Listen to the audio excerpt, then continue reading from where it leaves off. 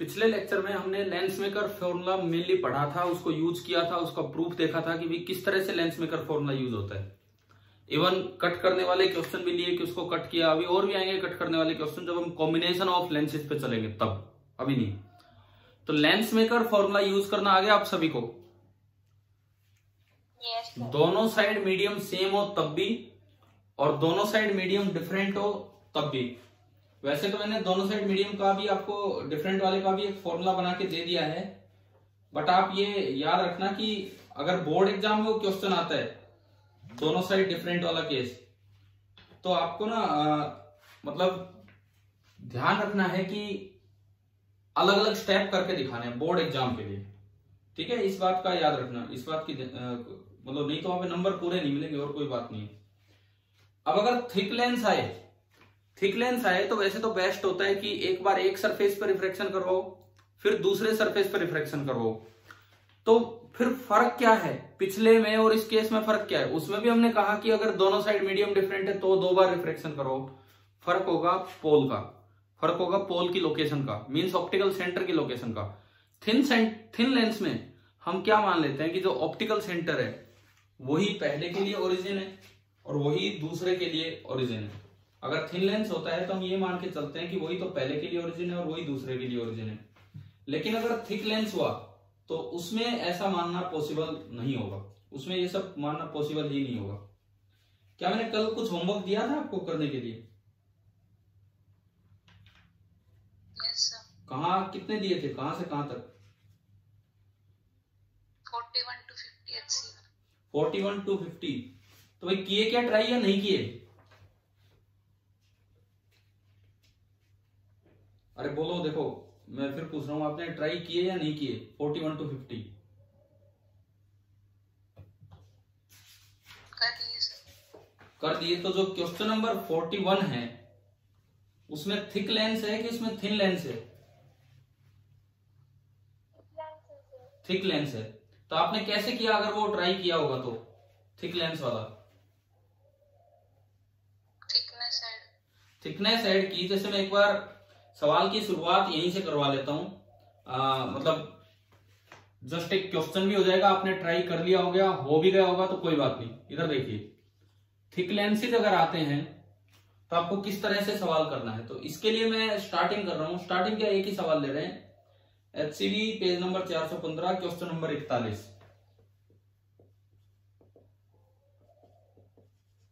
Page number 415 question number 41, ये हम लेते हैं।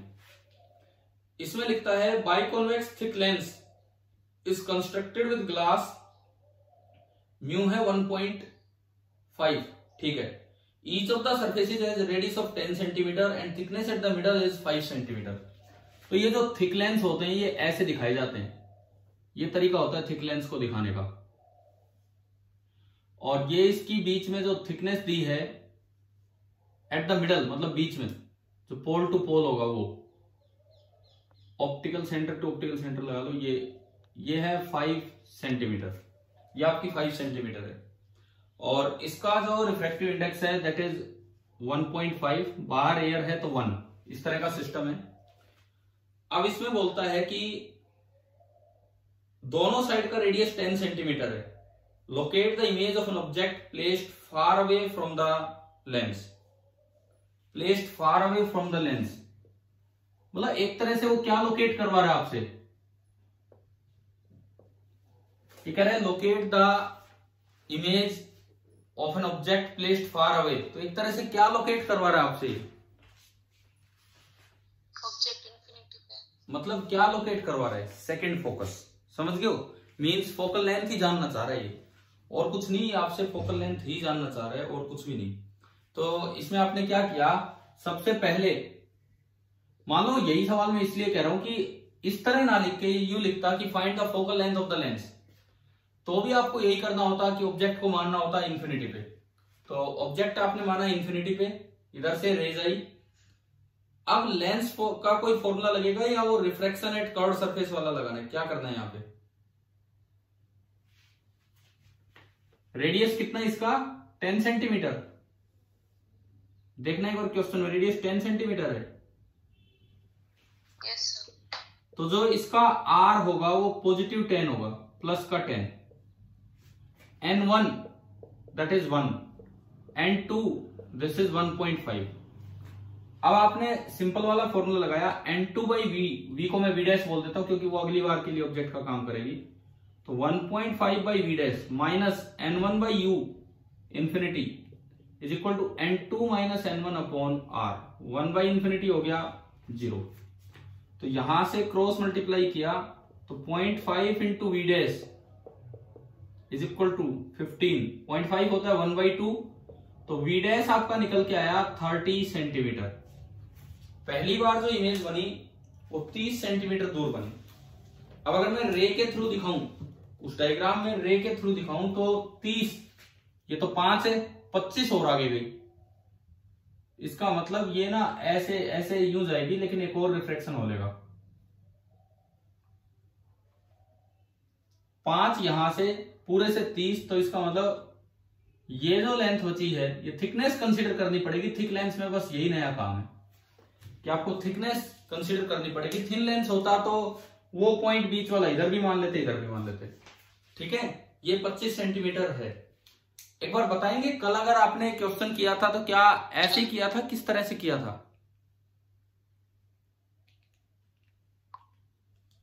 भाई कल किसी बच्चे ने सवाल किया था अटेम्प्ट थिक लेंस वाला?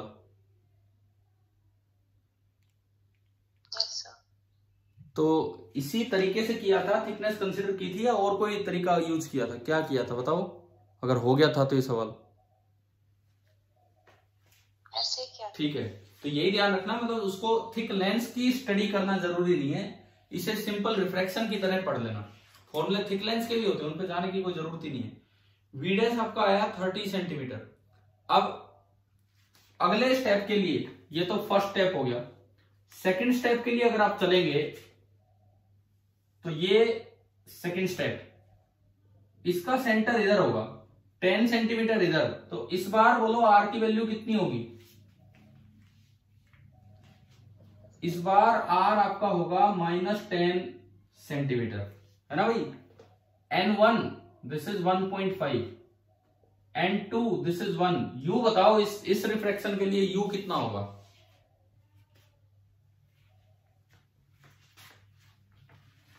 हाँ जी, इस रिफ्रैक्शन के लिए U कितना होगा ये आप बताइए।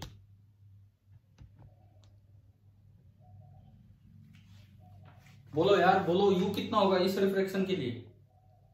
25 सेंटीमीटर। 25 प्लस का 25, क्योंकि आगे है ऑब्जेक्ट, तो U आपका हो गया प्लस का 25। तो आपने एक बार फिर से ये फॉर्मूला लगाया इसके लिए, N2 बाई V, तो फाइनल V आएगा, minus N1 1.5 by U 25 is equal to N2 minus N1 minus 0.5 upon R is -10। Minus से माइनस गया, यहां से आपका आया 1 by V is equal to, ये उधर जाके जुड़ेगा 15/250 प्लस 5/100। मैं पॉइंट को नीचे ले गया। जब आप यहां से सिंप्लीफाई करेंगे तो V कितना आएगा? जब आप यहां से सिंप्लीफाई करेंगे 1 बाई V, इसको काट दीजिए, 5 से 5 3 15 50, और छोड़ो इसको, एलसीएम लिया 100, 2 6 प्लस 5 11 बाई 100, यानी कि V आपका आ रहा है 100 बाई 11 सेंटीमीटर। ये इसकी फोकल लेंथ निकल के आ रही है 100 बाई 11। 100 बाई 10 होता तो 10 मतलब ये 9 पॉइंट समथिंग होगा। क्या आंसर है इसका? 9.1। हाँ, जो भी है ये आपका आ जाएगा। तो थिक लेंसेज को कैसे सोल्व करना है, कैसे उनकी फोकल लेंथ निकालनी है, शायद आपको समझ में आ गया होगा। ठीक है, थिक लेंसेज के भी फोकल लेंथ के फॉर्मूले होते हैं, मैं आपको बता नहीं रहा हूं, नहीं तो कितने फॉर्मूले याद करोगे, क्योंकि पीछे भी हम काफी फॉर्मूले करते जा रहे हैं। तो थिक लेंस में भी होता है 1/f is equal to n relative -1 into 1/r1 -1/r2, ये तो होता ही है, प्लस एक और टर्म ऐड हो जाती है n relative -1 into t upon n relative into r1 into r2। इतना बड़े बड़े फॉर्मूले हो जाएंगे और चांसेस कम है थिक लेंस पे क्वेश्चन आने के, चांसेस बहुत कम है। तो इसलिए मैं आपको लिखवा नहीं रहा हूं, ये फॉर्मूला में लिखवा नहीं रहा हूं, नहीं तो आप याद करेंगे कहीं गलत अप्लाई कर देंगे। ठीक है, आप एक चीज दिमाग में रखो बस, थिक लेंस है तो 2 बार सिंपल रिफ्रैक्शन करवाना है और बीच में थिकनेस को एडजस्ट कर लेना है ऑब्जेक्ट को लिखते समय। देखो शॉर्ट फॉर्मूले बहुत होते हैं, सारे बेनिफिशियल नहीं होते हैं। जो चीज आनी ही नहीं है, थिक लेंस आना ही नहीं है, तो या आएगा तो इस तरह से आप कर दोगे, तो उनको इतना इतना याद रखने की जरूरत नहीं है उन फॉर्मूलों को। ठीक है, और किसी सवाल में कोई प्रॉब्लम हो जो कल दिए थे उनमें 41 to 50 में, या बढ़े आगे? भाई करते तो हो ना आप, काम तो करते हो कि नहीं, ये तो बता दो, जो भी थोड़े से मैं क्वेश्चन देता हूं। चलिए ठीक है, अब हम आगे स्टार्ट करते हैं अपना काम। तो आज की शुरुआत, क्योंकि अभी तक तो हम वही लेंस मेकर फॉर्मूला किस तरह से एडजस्ट करना है वही सब पढ़ रहे थे। अब कल पढ़ा लेंस मेकर फॉर्मूला, आज पढ़ेंगे लेंस फॉर्मूला। कल हमने पढ़ लिया लेंस मेकर फॉर्मूला और आज हम पढ़ रहे हैं लेंस फॉर्मूला। देखो अभी आपकी वो ऑप्टिक्स चल रही है जो आपने 10th में भी पढ़ी होती है, रे ऑप्टिक्स। कुछ दिन बाद, या इसमें इंस्ट्रूमेंट्स भी आएंगे, या कुछ दिन बाद वो ऑप्टिक्स स्टार्ट होगी जो 10th में नहीं पढ़ी होती है, तो उसमें हो सकता है ज्यादा इंटरेस्ट बने, क्योंकि ये तो लगभग पढ़ा पढ़ाया काम है, पर फिर भी 10th में हो सकता है बच्चे ने ढंग से ना पढ़ी हो या ध्यान ना रहे। अब तो 2 साल हो गए हैं। 10th कब की थी, कौन से ईयर में?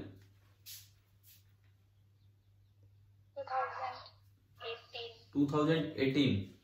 अभी चल रहा है 2020। तो चलो कोई नहीं, किसी ने ढंग से पढ़ा होगा ये चीजें तो तब की अब ध्यान भी रहती है। तो हमारा अगला टॉपिक है lens formula. Lens maker formula अलग था और अब आता है लेंस फॉर्मूला।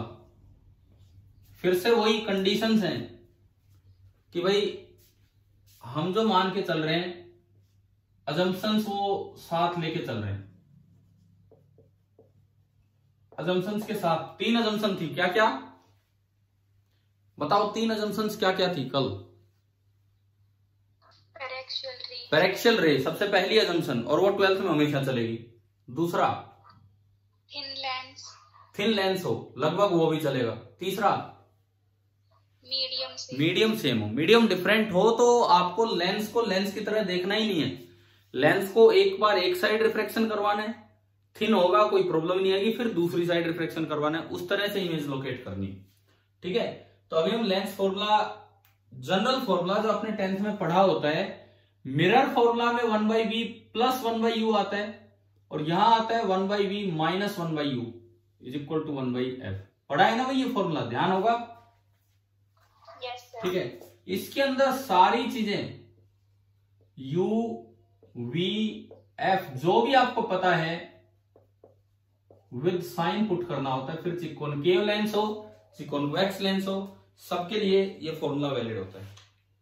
अब मैं प्रूफ आपको बताता हूं, जैसे बोर्ड में यूं भी आ सकता है, कॉन्वेक्स लेंस के लिए रियल इमेज के लिए प्रूव कीजिए, कॉन्वेक्स लेंस के लिए वर्चुअल इमेज के लिए प्रूव कीजिए, या कॉनकेव लेंस के लिए वर्चुअल इमेज के लिए प्रूव कीजिए। तो मतलब जैसे मैंने लेंस मेकर फॉर्मूला के समय कहा था कि कंडीशन कुछ भी आ सकती है, तो ऐसे यहां है कि कंडीशन कुछ भी आ सकती है। तो हम स्टार्ट करते हैं। सपोज प्रूफ में देख रहा हूं, रियल इमेज फॉर्मेशन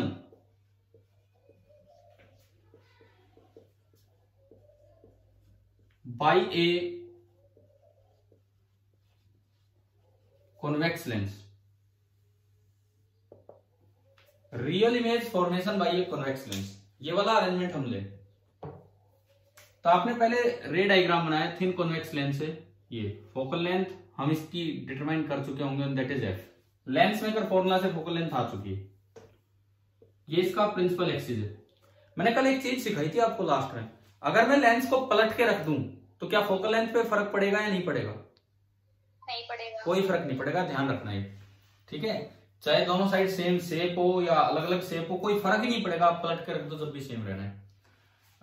अब ये देखो, हमें कहीं ऑब्जेक्ट लेके और उसकी रियल इमेज बनानी है, तो थोड़ा रे डायग्राम पे भी ध्यान देना कि किस तरह से हम बना रहे हैं। सपोज ये एक ऑब्जेक्ट है, this is the object A B, मैंने डायरेक्ट मैग्नीफाइड ही ले लिया, सीधा मैग्नीफाइड ही ले लिया। क्या हुआ था कि मिरर फॉर्मूला में पहले पॉइंट ऑब्जेक्ट लेके ये फॉर्मूला प्रूव किया, फिर उसके बाद हमने मैग्निफिकेशन का फॉर्मूला प्रूव किया एक्सटेंडेड। तो मैं एक साथ ही दोनों लेके आ रहा हूं। दोनों क्या, एक फॉर्मूला तो ये है, और मैग्निफिकेशन का जो फॉर्मूला होगा, मिरर में क्या था मैग्निफिकेशन का फॉर्मूला, बोलो, v और u की terms, minus v by U, और यहां होता है v बाई यू, मतलब थोड़ा प्लस माइनस का फर्क है। मिरर में यहां प्लस था, यहां माइनस है, मिरर में यहां माइनस था और इसमें यहां पे प्लस है। तो देखते हैं कैसे। पहले तो मैं इसकी इमेज लोकेट करूं, भाई रियल इमेज बनानी है। सपोज ये फोकस है, सेकंड फोकस, याद है ना इस लेंस का इधर होता था सेकंड फोकस f2। अब देखिए, अगर आप B के टॉप से पहले B की इमेज बना लो, B की इमेज अगर आपने बना ली तो वहीं पे ऑब्जेक्ट लोकेट हो जाएगा। कैसे देखते हैं, आपने B के टॉप से एक रे ली पैरेलल टू प्रिंसिपल एक्सिस। अब इस रे ने लेंस को बेवकूफ बना दिया, लेंस को पता ही नहीं है ये रे यहां से आ रही है। लेंस को लगेगा कि जब भी पैरेलल टू प्रिंसिपल एक्सिस रे आ रही है तो कहां से चल के आ रही है, दूर से, क्योंकि इन्फिनिटी से आने वाली रेज भी पैरेलल होती हैं, पैरेलल टू प्रिंसिपल एक्सिस। तो लेंस तो उसको कहां से पास करवा देगा, फर्स्ट फोकस की सेकंड फोकस, सेकंड फोकस। तो लेंस ने क्या किया, इसको, अब थिन लेंस है तो 2 बार रिफ्रैक्शन नहीं दिखाना है, एक ही बार काम चल जाएगा, ये लो जी, ठीक है भाई, आगे बात समझ में। अब दूसरी बात, कभी हमने चीफ रे नाम लिया था, CHIEF, चीफ रे, किसी समय या नहीं, बताओ, रिफ्लेक्शन में कभी ये नाम आया है चीफ रे? Yes sir. किस रे को बोलते थे, कौन सी रे, जो बीचों बीच आके टकराए, यहां पे, वहां पोल था, यहां ऑप्टिकल सेंटर है। अब यहां फायदा क्या है, थिन लेंस में ऑप्टिकल सेंटर की खास बात यह थी कि थिन लेंस में हम ये पढ़ते हैं कि ऑप्टिकल सेंटर से अगर कोई रे पास होगी, ऑप्टिकल सेंटर से अगर कोई रे पास होगी तो वो एज इट इज चली जाएगी और ये आगे चली जाएगी। समझ गए होगी नहीं क्या है ये वाली जो रे है, हमने पढ़ाया था कि बड़ा थिक लेंस है तो ऑप्टिकल सेंटर का मतलब था कि इंसिडेंट और इमर्जेंट रे पैरेलल है लेकिन विद सम शिफ्टिंग, तो बीच से जहां पास हो रही है ऑप्टिकल सेंटर। थिन लेंस है तो अनडेविएटेड निकाल दो, तो ये आपने अनडेविएटेड निकाल दी। अब ये दोनों रे जहां भी मिलेंगी, वहीं आपकी इमेज होगी, और ये आगे मिलती हुई दिख रही है। मान लो ये यहां मिली, सपोज ये यहां मिली, ये आपका प्रिंसिपल एक्सिस है, एक्स एक्सिस, तो यहां से आप एक परपेंडिकुलर डाल लो और उल्टी टोपी लगा दो, क्योंकि वो B ऊपर है तो ये B नीचे, B डैश, और ये प्रिंसिपल एक्सिस वाले पॉइंट की इमेज A डैश। तो ये तो ऑब्जेक्ट हुआ, ये इमेज हुई। ऑब्जेक्ट का कोऑर्डिनेट u0, इमेज का कोऑर्डिनेट v0, और ये दूरी है f। इस पॉइंट को मैं C बोल रहा हूं, ऑप्टिकल सेंटर। हाँ जी भाई बताओ, क्या रे डायग्राम समझ आ गया कैसे बनाया, बोलिए, रे डायग्राम क्लियर है आप सभी को? ठीक है। अब इसमें थोड़ा सिमिलर ट्रायंगल्स का यूज करके रिलेशंस लेके आना है जो P से स्टार्ट होने वाली लेंस के बीच में, और वो रिलेशन आ जाएगा तो ये प्रूफ बढ़ ही जाएगा। देखिए, मान लो ऑब्जेक्ट की हाइट है h, तो भाई ये हाइट भी तो h होगी। अगर ऑब्जेक्ट की हाइट h है तो ये हाइट भी h होगी। मैं इस पॉइंट को C बोल रहा हूं, ये लेंस के ऊपर ये पॉइंट मैंने बोल दिया C डैश, ऊपर एक पॉइंट बोल दिया C डैश। ये h है तो ये भी h होगा, और ये इमेज की हाइट मैंने मान ली h डैश, क्योंकि मुझे दूसरा फॉर्मूला भी चाहिए तो मैं दोनों एक साथ ही निकाल रहा हूं, नहीं तो डबल टाइम लगता। देखते हैं, let this angle B alpha, तो अगर ये अल्फा है तो ये एंगल भी कितना होगा, अल्फा ही होगा, ठीक है। ये एंगल आपका 90, ये 90, इधर ये 90, तो आप बताओ आपको कौन सी ट्रायंगल सिमिलर नजर आ गई? ABC, A dash B dash C, समझ में आया यहां से? Triangle ABC is similar, congruent नहीं, similar to triangle A dash B dash C। एक बार ये बताओ, क्या ये क्लियर हो रहा है कि कौन सी ट्राइंगल की मैं बात कर रहा हूं? ठीक है, तो सिमिलर है तो साइड्स का रेशियो भी इक्वल होगा। अब मैं एक बार साइड्स को ना कोऑर्डिनेट्स में लिख ही देता हूं। इस पॉइंट का कोऑर्डिनेट है F0, इस पॉइंट का कोऑर्डिनेट है V0 और इसका U0। तो भाई मैं u को क्या लिख सकता हूं, सी ए की माइनस सी ए, u सी ए होगा कि माइनस सी ए होगा, माइनस सी ए। जब u आपका माइनस सी ए है तो सी ए को मैं माइनस यू लिख सकता हूं, यानी कि ये जो लेंथ है, ये लेंथ माइनस यू, और माइनस यू नेगेटिव नहीं है, माइनस यू पॉजिटिव है, क्योंकि u नेगेटिव है, क्योंकि u नेगेटिव है इसलिए माइनस यू पॉजिटिव है। ऐसे ही f को मैं लिख सकता हूं CF2, तो f लिखी हुई है, और v को मैं लिख सकता हूं CA डैश, तो यहां मैं अगर दिखाऊं तो ये जो पूरी लेंथ है दिस इज पॉजिटिव v। आप बताइए क्या ये डिस्टेंसेस लिखनी आ गई इन टर्म्स ऑफ कोऑर्डिनेट्स, ठीक है। अब चलिए सिमिलर ट्रायंगल का यूज करो, ये साइड्स का रेशियो क्या बनेगा, इसकी एक साइड h है तो उसकी साइड है h डैश, इसकी एक साइड माइनस यू है तो उसकी साइड है v। बताओ क्या यहां तक समझ में आ गया? हाँ जी, साइड्स का रेशियो आ गया समझ में। इससे फॉर्मूला डेराइव हो गया, इसी से फॉर्मूला डेराइव हो गया। इस डायग्राम के अकॉर्डिंग बाय डेफिनेशन अगर मैं मैग्निफिकेशन लिखूं, बाय डेफिनेशन अगर मैं मैग्निफिकेशन लिखूं तो बताओ क्या होगा, प्लस माइनस, प्लस होगा कि माइनस होगा, डायग्राम के अकॉर्डिंग बोलिए। उल्टी इमेज है सीधी इमेज है? Minus. Height of image h dash upon height of object h, ये तो आप h डैश बाई h यहां से निकाल लो। अगर मैं यहां से देखता हूं तो h डैश बाई h आपका आ रहा है v minus of v by u। इस माइनस v बाई u को उसमें पुट कीजिए, इसको यहां पे पुट कीजिए, तो m आ गया minus of minus v by u, minus minus plus. तो बताओ क्या ये फॉर्मूला प्रूव हो गया कि नहीं एक इक्वेशन से? हाँ भाई ठीक है, समझ में आया ये? ठीक है। अब एक बार इन ट्राइंगल पे आओ, C C dash F2, triangle C C dash F2 and triangle A dash B dash F2, ये भी सिमिलर है। कैसे? ये कैसे सिमिलर है भाई? अगर ये एंगल बीटा है तो ये भी वर्टिकली अपोजिट एंगल बीटा, और एक एक एंगल 90 90, तो दो ट्राइंगल ये सिमिलर होगी। एक बार यहां से h डैश बाई h निकाल लो। कैसे? इस ट्राइंगल की साइड है h अपॉन इसकी साइड है h dash is equal to इसकी ये साइड है f अपॉन इसकी ये साइड कितनी है बताओ कोऑर्डिनेट की टर्म्स में? v तो पूरी है यार, v ये ओनली इस ट्राइंगल की साइड v माइनस f2 नहीं f, बस जो फोकल लेंथ है वो। ठीक है, तो ये हमने लिखा अपॉन v माइनस f, और यहां से भी मैं h डैश बाई h निकाल रहा है क्योंकि उधर से निकाला था, तो h डैश बाई h आ गया v minus f upon f। Equation number 2, equation number 1। Equation number 1 से तो ये प्रूव हो गया था। अब 1 और 2 को इक्वेट करेंगे तो हमारा लेंस फॉर्मूला भी आ जाएगा। देखते हैं, from 1 and 2, from equation 1 and 2, हाँ जी, minus v by you is equal to v minus f upon f. अब लेंस फॉर्मूला तो ये है, ये भी relation between v u and f है, ये भी आ चुका है relation between v u and f. इसको उस तरह एडजस्ट कैसे करें, इसको उस तरीके से एडजस्ट कैसे करें? कुछ नहीं करना यार, क्रॉस मल्टीप्लाई कर लो। क्रॉस मल्टीप्लाई किया, minus v f is equal to u v minus u F.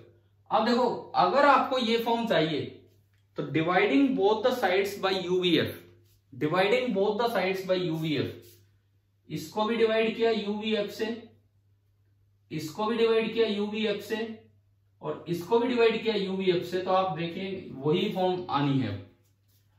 VF से वीएफ कैंसिल, यूवी से यूवी कैंसिल, यू से यू कैंसिल, एफ से एफ कैंसिल, तो ये क्या बचा? ये बचा minus of 1 by you is equal to 1 by F minus 1 by V. बस ये बचा, ये दिख गया ना आपको? अब अगर मैं 1 बाई वी को इधर उठा लाऊं 1 बाई वी को अगर मैं इधर उठा लाऊं तो ये बन गया 1 by V minus 1 by you is equal to 1 by F. तो देखो एक ही डायग्राम में एक साथ दोनों फॉर्मूले प्रूव हो गए, ये मैग्निफिकेशन वाला फॉर्मूला और ये आपका सिंपल पोजीशन वाला फॉर्मूला। अभी बताओ क्या समझ में आ गया है कि नहीं ये वाला प्रूफ? अभी बोलिए क्लियर है ये प्रूफ? अरे जवाब दो। ठीक है, तो अब आपको क्या करना है, मैं एक चेंज कर रहा हूं, एक change virtual image formation by a convex lens. केवल डायग्राम का फर्क आना है, थोड़ा सा चेंज आना है, बाकी तरीका सेम रहेगा। एक बार देख लेते हैं, फिर कॉनकेव का आप खुद कर लेना। कॉनकेव का कर लोगे, करोगे ना ट्राई, जैसे उस दिन लेंस मेकर में और इनमें पहले भी मैंने बोला था, एक के लिए मैं करवा देता हूं, एक आप करना इस तरह से। ठीक है, तो वर्चुअल इमेज फॉर्मेशन में फर्क क्या होगा? फर्क ये होगा कि ये रेज आगे मिलेंगी नहीं, आगे भी फैलती रहेंगी। तो मैं एक बार डायग्राम पे दोबारा चलूं, वर्चुअल इमेज फॉर्मेशन के डायग्राम पे हम दोबारा चले। भाई पॉइंट्स के नाम याद रखना है यार, किसको क्या बोले, क्योंकि पॉइंट सेम रखेंगे तो ये प्रूफ आसान हो जाएगा, ये चीजें लिखी हुई इन्हीं से काम चल जाएगा। देखिए वर्चुअल इमेज फॉर्मेशन आप चाहते हो कॉन्वेक्स लेंस से,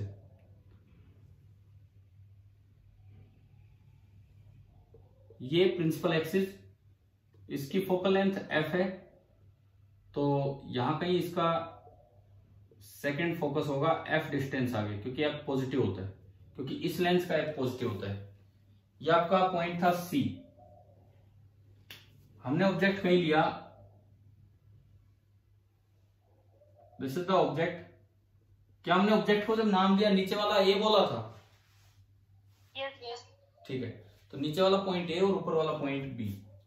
मैं थोड़ा और आगे बनाता हूं ताकि ये वर्चुअल इमेज बने। आगे रखने का क्या लॉजिक है अभी देखो आप, रे डायग्राम से ही समझ में आएगा। सपोज मैंने ऑब्जेक्ट को यहां रख दिया ए बी, अब ये वर्चुअल इमेज बनेगी कैसे? आप देखिए रेज, देखिए ए से अगर मैं एक रे बनाता हूं पैरेलल टू प्रिंसिपल एक्सिस, तो ये कहां से पास होगी? फोकस से। आ रहा है ना समझ? ये तो पास होगी फोकस से।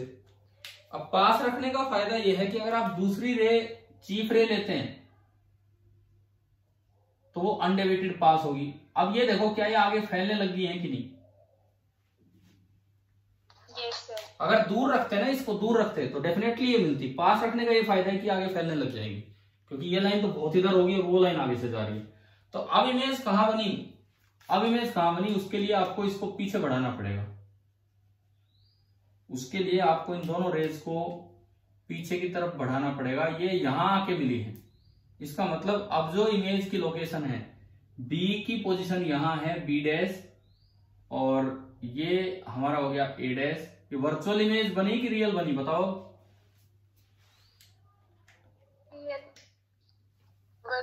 रियल होता तो फिर मैं दोबारा क्यों कर रहा हूं? जब आगे ये मिली नहीं, आगे ये मिली ही नहीं, पीछे तो हमने जबरदस्ती बढ़ा के मिला दिए, वैसे मिलनी थोड़ी थी। इसका मतलब ये वर्चुअल इमेज है। प्रूफ उसी तरीके से अगर हम जाएं, एक ट्राइंगल, ये मैं एक और पॉइंट बनाता हूं, ये इसको शायद हमने नाम सी डैश दिया था, ये वाला है ना, और ऑब्जेक्ट की हाइट थी h, इमेज की हाइट थी h डैश, ये भी ऑब्जेक्ट जितनी हाइट है h। कोऑर्डिनेट की बात करूं तो ये f0 और f पॉजिटिव है, तो f की वैल्यू CF2, यानी कि CF2 को मैं f लिख सकता हूं। ये U0, लेकिन U की वैल्यू है -CA, तो CA की वैल्यू हो जाएगी -U, और ये V0 और V की वैल्यू है -CA डैश, तो CA डैश की वैल्यू ये चेंज हो गया। पिछली बार वो उधर की तरफ था तो V था, इस बार ये इधर है तो V तो नेगेटिव है, तो डिस्टेंस लिखेंगे तो -V हो जाना है, -V। ठीक है, आया ना समझ? मान लो ये एंगल अल्फा और ये एंगल बीटा, ऑलमोस्ट पिछले जैसी शेप हमने बना दी। अब बस ये चेक करते हैं कि बदलाव क्या है, ये चेक करेंगे कि क्या बदलाव है। पहली बात, बाय डेफिनेशन बताओ, मैग्निफिकेशन इस बार पॉजिटिव है कि negative? By definition positive. Positive. तो बाय डेफिनेशन ये m बनेगा h डैश बाई h, उसको निकालेंगे और फॉर्मूला वही आना चाहिए जो लास्ट का v बाई u, वो भी चेक करेंगे। ढूंढो, यही नाम ढूंढो, ट्राइंगल एबीसी, ट्राइंगल एबीसी और triangle A dash B dash C. इस बार दोनों ट्राइंगल सेम साइड में होगी, पिछली बार एक उधर थी। क्या ये दोनों सिमिलर हैं कि नहीं इस बार भी? भाई एक एंगल अल्फा कॉमन हो गया और एक एक एंगल 90-90 सिमिलर है। सिमिलर है तो रेशियो ऑफ साइड्स इक्वल होगा, तो h by H dash is equal to minus U upon पिछली बार तो उधर था तो v, इस बार है तो लेंथ पॉजिटिव लेकिन v नेगेटिव है तो उसको पॉजिटिव करने के लिए बाहर एक और माइनस लगा। बताओ ये चेंज आया समझ में? क्या चेंज हुआ है? हाँ जी भाई बोला करो, चेंज आ गया समझ में? क्या चेंज हुआ है? ठीक है, माइनस से माइनस कटा तो पिछली बार तो माइनस वी बाई यू था, इस बार इक्वेशन 1 की बनी। और इसको अभी यूज कर लो, एच डैश बाई एच मुझे वहां चाहिए तो एच डैश बाई एच की जगह में लिख सकता हूं वी बाई यू, और ये लो जी फॉर्मूला फिर से प्रूव हो गया। मैग्निफिकेशन का फॉर्मूला तो फिर दोबारा से प्रूव हो गया। ठीक है, अब चलते हैं ट्राइंगल दूसरी में, सी डैश F2 और A dash B dash F2, C dash F2 और A dash B dash F2। इसमें क्या होगा? सी डैश F2 ये और A dash B dash F2, फिर से सिमिलर, एक एंगल बीटा और एक 90 और 90। ठीक है, ये भी सिमिलर है। सी डैश F2 में एक साइड h तो इसके कोरस्पॉन्डिंग ये h डैश, तो h by H dash is equal to ये लेंथ f है। ठीक है जी, ये लेंथ तो f है अपॉन ये लेंथ, बताओ ये पूरी कितनी है इस ट्राइंगल की? ये जो दूसरी बड़ी ट्राइंगल है ना बी डैश F2, तो ये ए डैश F2 लेंथ कितनी है? ये लेंथ दोबारा बोलो कितनी है? Minus V plus F. हाँ, माइनस वी प्लस एफ। आप माइनस कैसे छोड़ सकते हो? जब v नेगेटिव है तो उसको पॉजिटिव बना के तो लिखा हमने। क्या इसमें दिक्कत है? क्या इसमें कोई प्रॉब्लम है किसी को कि हमने माइनस वी क्यों लिखी, लेंथ कैसे लिखी है? v की वैल्यू थी माइनस सी ए डैश, जब v की वैल्यू माइनस सी ए डैश है तो सी ए डैश आपका हो जाएगा माइनस का v, तो ये आपकी पूरी लेंथ बनी माइनस वी प्लस एफ। तो यहां बदलाव होने वाला है, ये माइनस वी और ये प्लस एफ, ये चेंज हो गया दूसरी इक्वेशन में। इसको भी उल्टा पुल्टा किया तो ये ऊपर तो गया माइनस वी प्लस एफ और नीचे एफ। ठीक है जी, अब फ्रॉम इक्वेशन 1 एंड 2 इन दोनों को आपने इक्वेट किया तो यहां तो माइनस नहीं है, यहां तो माइनस नहीं है, वी बाई यू है, और उधर है, उधर क्या है कि इसके तो माइनस लगा हुआ है और ये आपका प्लस है। चेंज को समझते चलो कि क्या चेंज है। क्रॉस मल्टीप्लाई किया तो यहां तो माइनस नहीं था, यहां पहली टर्म में माइनस है और दूसरी टर्म प्लस है, तो यहां तो माइनस नहीं था, यहां पहली टर्म में माइनस है और दूसरी टर्म प्लस है। बताओ क्या फॉर्मूला आ गया क्या? अगर मैं 1 बाई यू को उधर घटाने ले जाऊं उधर, तो ये बन जाएगा 1 by V minus 1 by U, और 1 बाई एफ को इधर ले आऊं तो वो प्लस हो जाएगा, तो आपकी इक्वेशन बन गई 1 by V minus 1 by U equal to 1 by F. आप बताओ क्या कॉन्वेक्स के लिए दोनों बार आपने प्रूव कर दिया?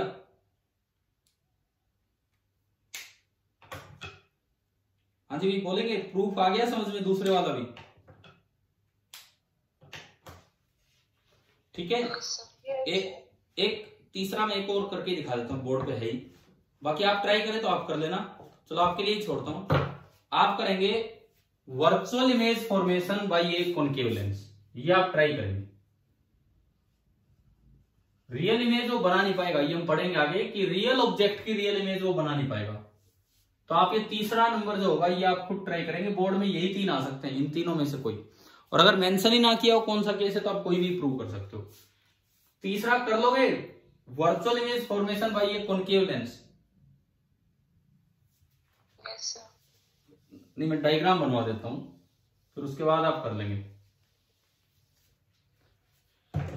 Virtual image formation by A concave lens. देखिए सपोज ये एक लेंस है, इसकी फोकल लेंथ नेगेटिव होती है, हम डाइवर्जिंग की बात कर रहे हैं, तो बताओ इसका सेकंड फोकस किधर होगा? लेंस के पहले आ जाएगा या लेंस के बाद आएगा? पहले आ जाएगा। हमने माना कि भाई ये है इसका सेकंड फोकस F2, ये ऑप्टिकल सेंटर C, तो F की वैल्यू जो होगी वो होगी minus CF2। It means CF2 की जो वैल्यू है, जो लेंथ है, वो F नहीं बल्कि आपको क्या लिखनी होगी? माइनस F या मोड F, मतलब उसका मोड लेना है या माइनस लगा दो। ये बात आई ना यहां तक समझ में? ठीक है। अब देखो ऑब्जेक्ट आप कहीं भी लो, सपोज मैंने ये लिया और ये मैंने ऑब्जेक्ट लिया ए बी और इसकी हाइट हर बार की तरह h। अब देखो कैसे वर्चुअल इमेज बनाएगा वो हम देखते हैं। कैसे बनेगा रे डायग्राम, कैसे बनाएगा बताओ। एक रे आपने ली पैरेलल टू प्रिंसिपल एक्सिस, कहां से पास होगी ये, कहां से पास होगी? Second focus. तो क्या उल्टी बेंड होके आ जाएगी?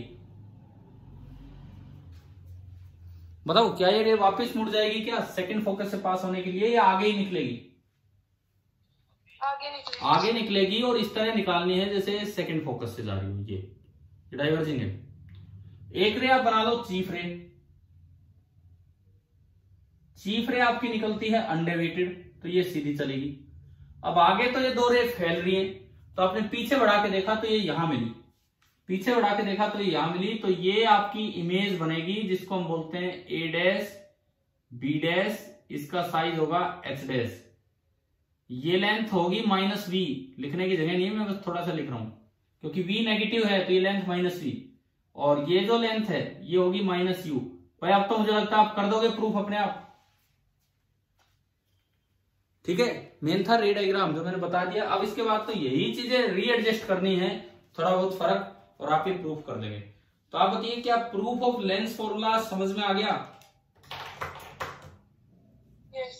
ठीक है, कल हमने पढ़े थे लेंस मेकर फॉर्मूला, अब आज पढ़ लिए लेंस फॉर्मूला। अब अगर जैसे मान लो एक क्वेश्चन लेते हैं इसी पे, लेंस फॉर्मूला को ही यूज करने के लिए।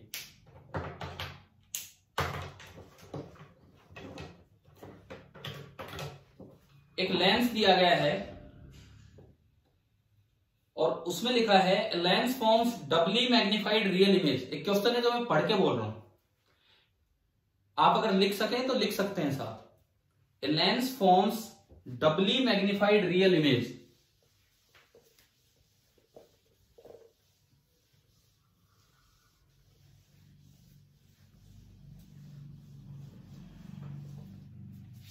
देखिए सवाल यह है, a lens forms doubly magnified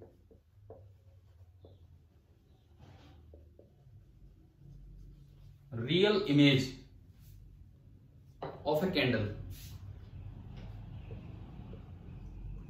अब सबसे पहली बात तो इस लाइन से पता लग जाता है कि ये लेंस कौन सा है। एक कैंडल है, कैंडल अपने आप में एक रियल ऑब्जेक्ट है, उसने बोला है कैंडल है तो इट मीन्स वो कहीं रखी होगी तो ये एक रियल ऑब्जेक्ट है, और उसकी एक रियल इमेज बन रही है। रियल ऑब्जेक्ट की रियल इमेज केवल कॉन्वेक्स लेंस बना पाएगा। ये हम पढ़ेंगे आगे। वो जो चलना चलाना एक टेबल बनाई थी और जिसमें फिर ग्राफ भी बनवाए थे वी और यू के, है ना, वो मिरर के लिए था, वो लेंस के लिए भी करेंगे तो उससे पता लगेगा आपको ये। ठीक है, उसके बाद ये दिया है कि if the candle is displaced by 5 centimetre,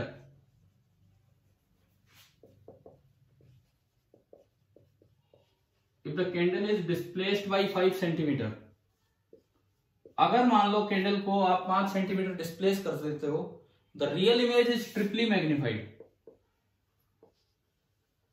तो इमेज और भी बड़ी होगी। The real image is triply magnified.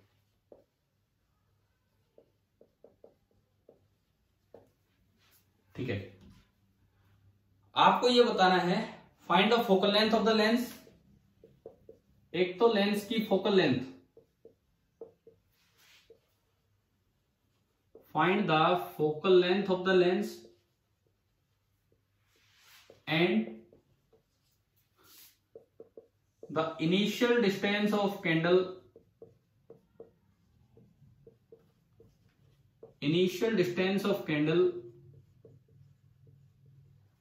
from the lens। अब ये जो सवाल है ये बीच में लेने का पर्पस क्या है, पहले वो टेबल पढ़ाए बिना कि वो टेबल कितने फायदेमंद है इस तरह के क्वेश्चंस को सोल्व करवाने में। देखो ये कहता है कि एक लेंस है, अब डबली मैग्नीफाइड, ट्रिपली मैग्नीफाइड। एक बात और दिमाग में रखें, अभी मैंने डायग्राम बना के दिखाया था, रे डायग्राम से पता लग रहा था कि अगर कॉनकेव लेंस होता तो वो हमेशा छोटी इमेज बनाता।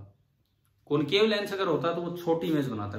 एनलार्ज इमेज अगर बनेगी, रियल ऑब्जेक्ट की अगर एनलार्ज इमेज बनेगी तो that is possible only by convex lens. ये बात आप याद रखें। Enlarge image of a real object, enlarged image of a real object can be formed only by convex lens। convex का मतलब है कन्वर्जिंग लेंस, ठीक है। तो ये convex लेंस है, ये हमें पता लग गया। अब मैग्निफिकेशन का डायरेक्ट यूज क्या करें। देखिए कहीं भी कैंडल रखी थी, हमें नहीं पता कितनी दूर, let the candle is placed at a distance D, मुझे डी निकालना है, तो उसकी इमेज बनी है डबली मैग्नीफाइड। डबली मैग्नीफाइड का मतलब क्या है, पर रियल ऑब्जेक्ट की रियल इमेज, मैंने जो रिफ्लेक्शन में बताया वो चीज यहां भी चलेगी। रियल की रियल इन्वर्टेड होती है कि इरेक्ट होती है, इन्वर्टेड, तो वो यहां भी रहेगी, इन्वर्टेड बनेगी। डबली मैग्नीफाइड का मतलब है कि डबल डिस्टेंस दूर बनेगी, क्योंकि फॉर्मूला मैग्निफिकेशन का वैसा ही है जैसा रिफ्लेक्शन में था, v बाई यू, एक माइनस प्लस का ही तो फर्क है, एक माइनस प्लस का ही फर्क है। और फिर भी मैं कह रहा हूं कि वहां भी था रियल की रियल इन्वर्टेड, रियल की वर्चुअल इरेक्ट, यहां भी है रियल की रियल इन्वर्टेड, रियल की वर्चुअल इरेक्ट। कारण यह है कि फॉर्मूले में माइनस का फर्क आ गया तो एक डिफरेंस और भी आ गया। मिरर में अगर उधर इमेज बनती तो वर्चुअल थी और इधर इमेज बनती तो रियल है। लेंस में उधर इमेज बन रही है तो रियल है और इधर इमेज बनती है तो वर्चुअल। तो वो जो माइनस फॉर्मूले का अंतर है वो इस डिफरेंस को ओवरकम कर देता है। और सेम बात याद रखनी है, रियल ऑब्जेक्ट की रियल इमेज मींस लेंस हो चाहे मिरर हो, अगर ऑब्जेक्ट और इमेज का सेम नेचर है तो इन्वर्टेड इमेज होगी, और ऑब्जेक्ट और इमेज का डिफरेंट नेचर है तो आपकी वो इरेक्ट इमेज होगी। तो ये बताओ इन्वर्टेड बनेगी। और ये मैंने 2D कैसे ले लिया, ये डिस्टेंस 2D कैसे लिया, मैग्निफिकेशन का फॉर्मूला क्या है, v बाई यू। सवाल में दिया गया है कि मोड ऑफ m इज 2, हमें नहीं पता इन्वर्टेड है वो तो अब दिख गई क्योंकि रियल की रियल है, लेकिन मोड ऑफ m इज 2 यानी कि v का मैग्नीट्यूड 2 टाइम्स u का मैग्नीट्यूड है। तो ये चीज अपने फॉर्मूलों का वेट मत किया करो, सीधा अप्लाई किया करो। भाई डबल मैग्नीफाइड है तो डबल डिस्टेंस पे है। अच्छा एक बार तो इसकी लेंस इक्वेशन बना लेते हैं। इसके लिए u कितना, -d, इसके लिए v कितना,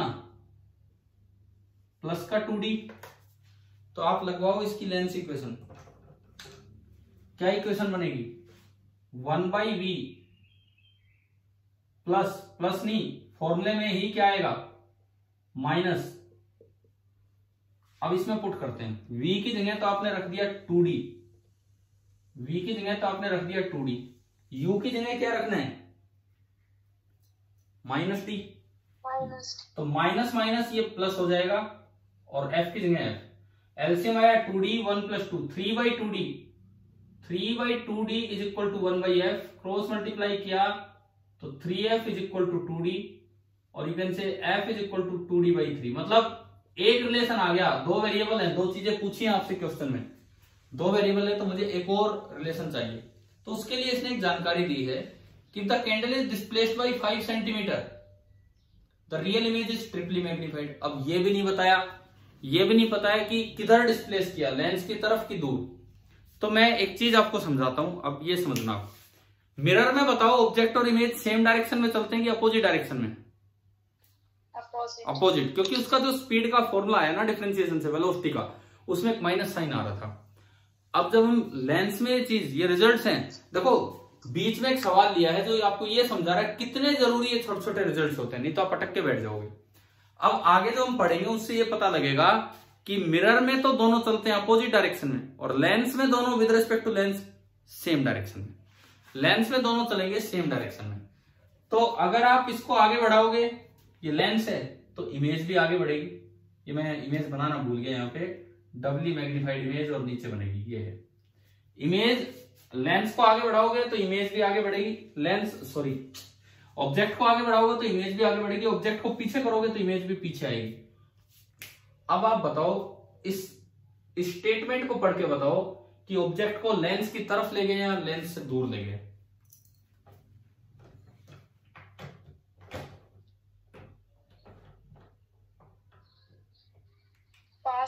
पास लेके आए। क्यों, कैसे पता लगा? इमेज और बड़ी हो गई है, ट्रिपली मैग्नीफाइड, यानी कि इमेज और दूर चली गई है, तो इमेज को उधर भगाना है। पिछली बार ये इमेज डबल मैग्नीफाइड थी, इस बार मैं कह रहा हूं कि इमेज ट्रिपली मैग्नीफाइड हो गई है और भी बड़ी, तो उसकी दूरी बड़ी होगी, यानी कि आप इसको ऑब्जेक्ट को 5 सेंटीमीटर इधर ले आए, यानी कि ऑब्जेक्ट की जो लेंथ है अब बची d-5, इमेज और भी उधर चलेगी लेकिन ट्रिपली मैग्नीफाइड है, तो अगर ये d-5 है तो ये बताओ ये कितना होगा भाई? ये h, ये 2h और ये 3h। मुझे ये बताओ, जो पिछली बार ये d था तो ये 2d था क्योंकि डबली मैग्नीफाइड इमेज थी, तो अब ये d-5 है तो ये कितना हो जाएगा? ये लेंथ 2 नहीं, कितने टाइम्स मैग्नीफाइड है अब इमेज? 3 टाइम्स, तो 3 इंटू d-5। बताओ भाई, सवाल आ रहा है क्या समझ? Yes sir. ठीक है, तो 3 इंटू d-5 ही हो गया। एक बार फिर दोबारा से आप लेंस फॉर्मूला लगा दो। नया u आपका है -d-5 और नया v आपका है 3 टाइम्स d-5। चलो तो एक बार फिर से लेंस फॉर्मूला लगाते हैं और उससे फिर ये डिस्टेंसेस कैलकुलेट हो जाएंगे।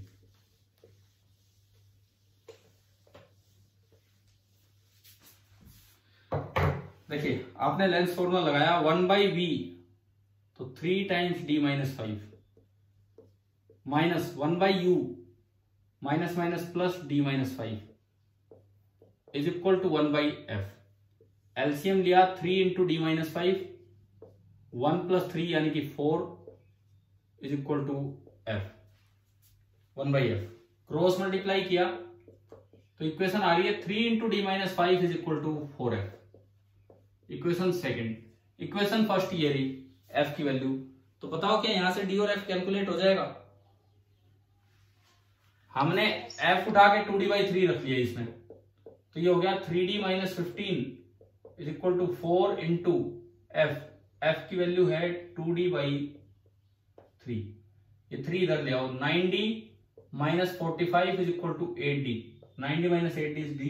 तो आपका d निकल के आ गया कि डिस्टेंस जो थी, इनिशियल डिस्टेंस जो पूछी हमसे, वो पॉजिटिव आनी थी क्योंकि d कोई कोऑर्डिनेट नहीं है, d तो डिस्टेंस है।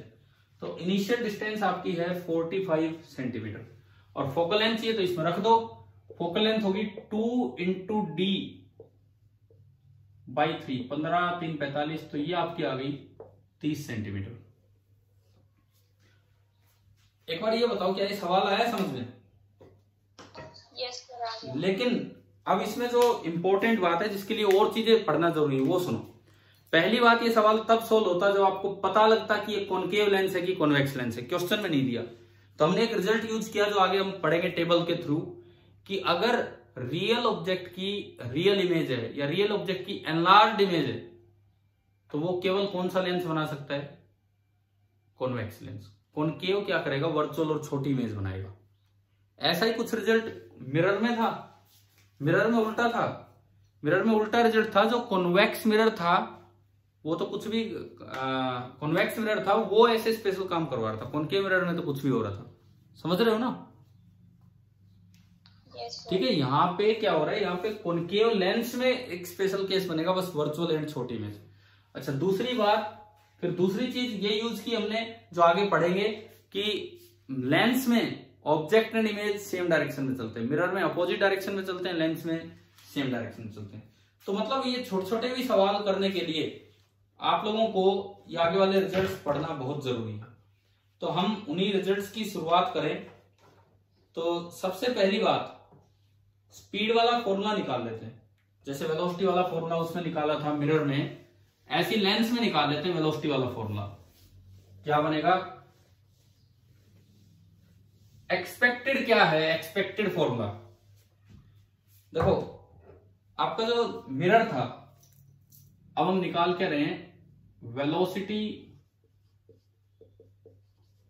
Of image and object with respect to lens. माना कि लेंस तो रेस्ट पे, तो देखें जो आपका मिरर में फॉर्मूला था वो ये था, velocity of image is equal to minus, फॉर्मूले में अपने आप आ रहा था, पोजीशन का रेशियो उसका square into velocity of object. बताओ भाई क्या ये आया था कि नहीं? Yes sir. तो एक्सपेक्टेशन हमारी ये है कि माइनस हट जाना चाहिए, बाकी सेम रहे, क्योंकि हमने कहा अभी कि दोनों सेम डायरेक्शन में चलते हैं, और बिल्कुल हटेगा और बाकी सेम रहेगा, क्योंकि ये फॉर्मूला आया था इक्वेशन से। अब मिरर इक्वेशन तो प्लस के साथ ही लेंस इक्वेशन में यहां माइनस आता है, पर एक्सल रेज की लेंस इक्वेशन में यहां माइनस आता है, 1/v minus 1/u equal to 1/f। Differentiating both the sides with respect to time, तो d/dt of v raise to power -1 minus d/dt of u raise to power -1, और इनके चलने चलाने से फोकल लेंथ पे कोई फर्क नहीं पड़ता है, तो डिफरेंशिएशन ऑफ फोकल लेंथ आपकी बिल्कुल जीरो हो जाएगी। डिफरेंशिएशन ऑफ फोकल लेंथ आपकी बिल्कुल जीरो हो जाएगी। अब ये देखो, v की पावर -1 का डिफरेंशिएशन, पावर आगे आई, पावर में एक कम किया, एंड dv/dt, पावर आगे आई प्लस हो गया, पावर में एक कम किया, u की power -2 into du/dt is equal to 0।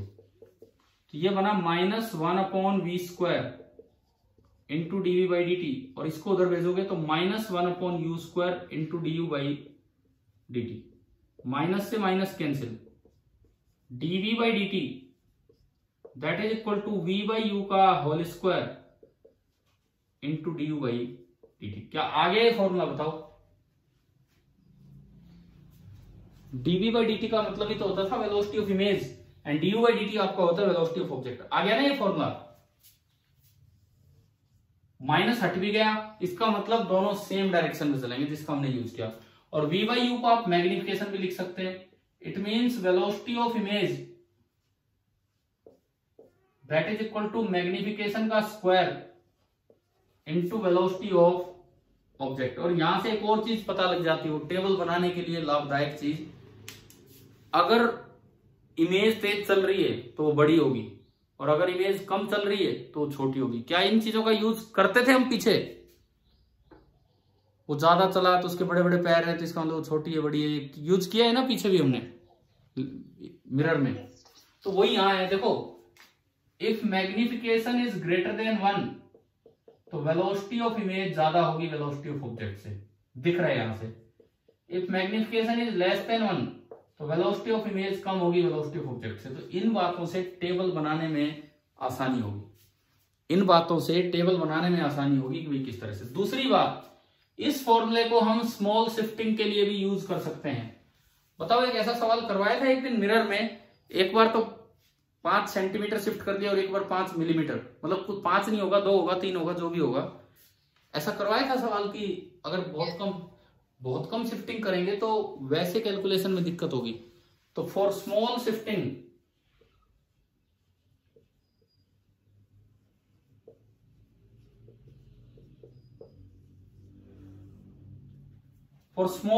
बताओ क्या फॉर्मूला बनेगा? ये dt से dt कट जाएगा, dv change in the position of image बराबर उस वक्त कितना v और u है, v/u का स्क्वायर इंटू du। लेकिन ये चीज केवल स्मॉल शिफ्टिंग के लिए लगानी है। लार्ज शिफ्टिंग अगर होगी तो जैसे पिछला सवाल था, 2 बार लेंस इक्वेशन बना के फिर आपको शिफ्ट को आगे बढ़ाना होगा। ये वाला फॉर्मूला समझ आ गया होगा क्या है क्या नहीं, ठीक है। अब इसमें ये जो इक्वेशन आई है इसका यूज मेनली तो हम टेबल बनाने के लिए कर ही रहे होंगे, टेबल से ग्राफ बना रहे होंगे। वो काम मैं आपको चाहूं तो होमवर्क में भी दे सकता हूं, क्योंकि मैं एक बार मिरर में करवा चुका हूं। वो काम हम मिरर में कर चुके हैं। एक ट्राई करोगे आप एक टेबल वाला काम और ग्राफ वाला काम? एक शुरुआत में करवा दूंगा, एक शुरुआत करवा दूंगा कॉन्वेक्स लेंस के लिए। शुरुआत नहीं, उसको एंड में इस तरह लेंगे कि लेक्चर का टाइम पूरा हो जाए और बचा हुआ काम आपके लिए होमवर्क में हो जाए। तो इसीलिए मैं पहले एक और चीज आपको पढ़ा रहा हूं। हमने पीछे एक सवाल दिया था आपको रिफ्लेक्शन में करने के लिए, जिसमें डिस्टेंसेस फोकस से दे रखी थी, पोल से नहीं दे रखी थी। तो वहां पे क्या यूज किया था आपने, बताओ? रिफ्लेक्शन में एक क्वेश्चन लिया था जिसमें ऑब्जेक्ट और इमेज की डिस्टेंस फोकस से दे रखी थी, पोल से नहीं दे रखी थी। तो क्या यूज किया था हमने?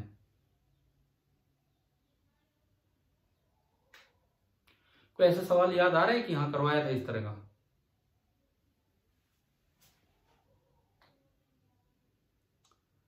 अच्छा, मैं एक नाम लेता हूं, वो याद आ जाए, Newton's formula.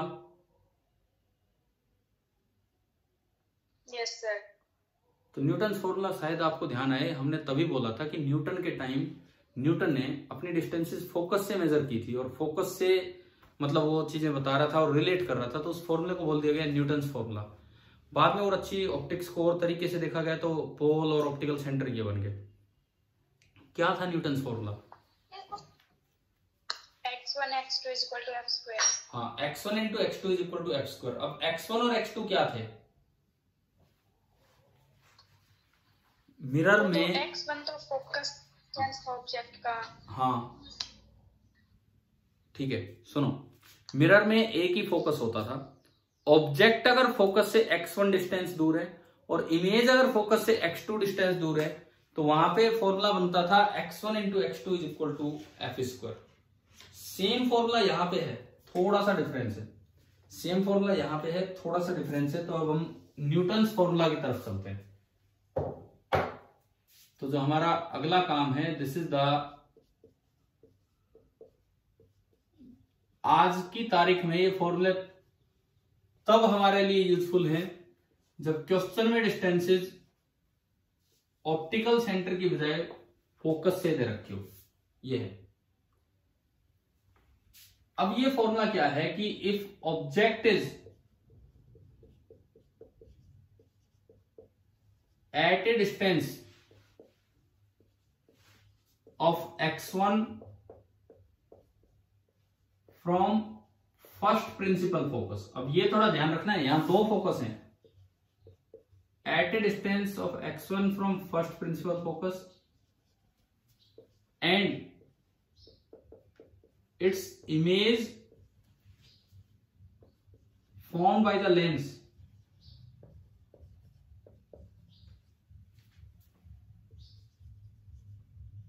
of focal length f। एक लेंस आपने लिया जिसकी फोकल लेंथ f है, is at a distance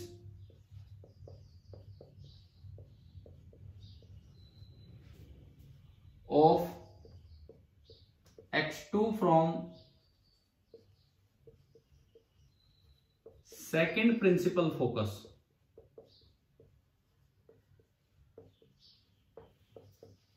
then x1 into x2 is equal to f square। then x1 into x2 is equal to f square। देखो formula उसी shape का है, लेकिन थोड़ा सा चीजों का मतलब बदल गया है। फॉर्मूला तो उसी तरह का है, लेकिन थोड़ा सा चीजों का मतलब बदल गया है।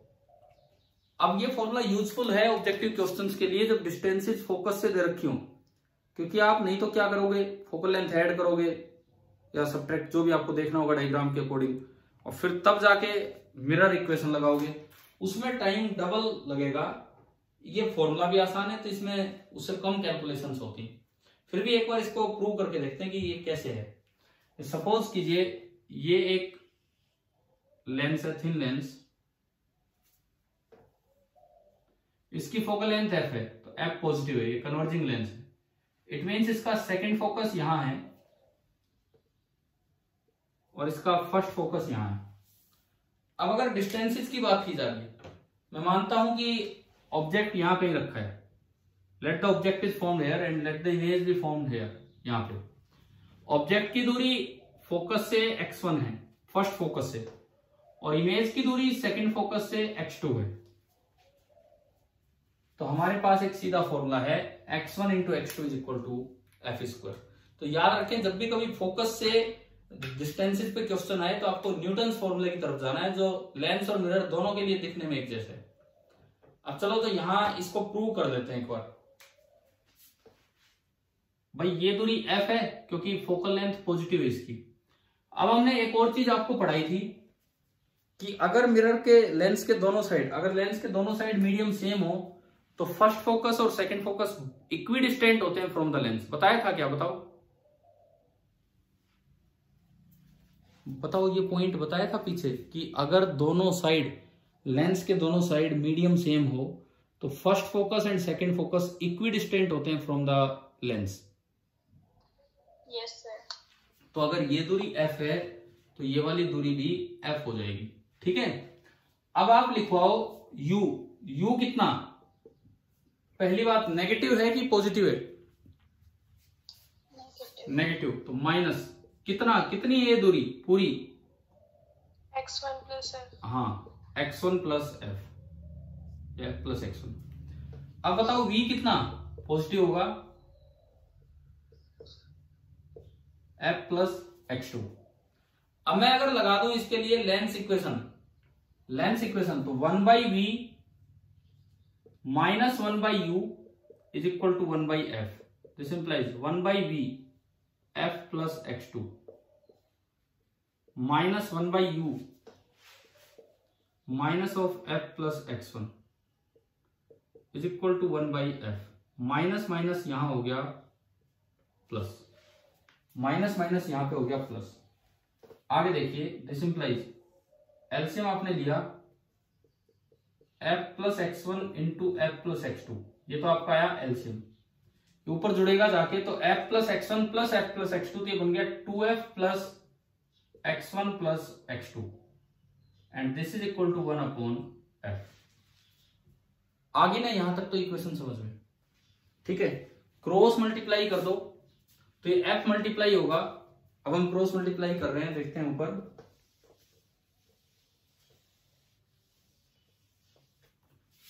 तो f into 2f plus x1 plus x2 is equal to f plus x1 into f plus x2। ये मैंने क्रॉस किया मल्टीप्लाई। अब ये आया 2f square plus fx1 plus fx2 is equal to f square plus fx2 plus x1 into f और plus x1 x2। अब आप देखो fx1 से fx1 कैंसिल, fx2 से fx2 कैंसिल, और एक f स्क्वायर आके घटेगा तो 2f square minus f square is equal to x1 into x2, और ये आपकी इक्वेशन आ गई कि x1 into x2 is equal to f square. तो न्यूटन का फॉर्मूला भी थोड़ा यूज हो सकता है जब आपको डिस्टेंसेस क्वेश्चन में फोकस से दी हो। एक बार बताओ, क्या ये यहां तक की चीजें समझ में आई कि नहीं आई? कैसे न्यूटन का फॉर्मूला यहां भी यूज हो गया? ठीक है। अब कई बार इसमें ना जैसे ऐसे सवाल आते हैं लेंस में कि लेंस डिसअपीयर हो गया, मैजिशियन टाइप क्वेश्चन। एक मैजिशियन है, उसने लेंस को एक लिक्विड में डाला और लेंस गायब कर दिया, लोग तालियां बजा रहे हैं। ये क्या कॉन्सेप्ट है? ये कैसे डिसअपीयर होता है लेंस? क्योंकि ऐसे तो कोई जादू होता नहीं है, वो तो कुछ ना कुछ ऐसी चीज करते होंगे जिससे लेंस डिसअपीयर हो जाए। मतलब आपको लगे, आपको दिखे नहीं लेंस, लेंस है लेकिन आपको दिख नहीं रहा, तो वो कैसे करेंगे हम?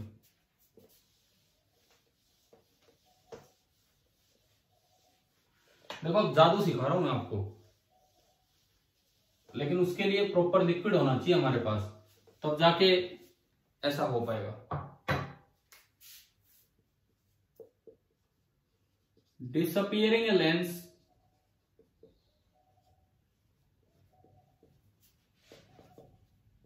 इन ए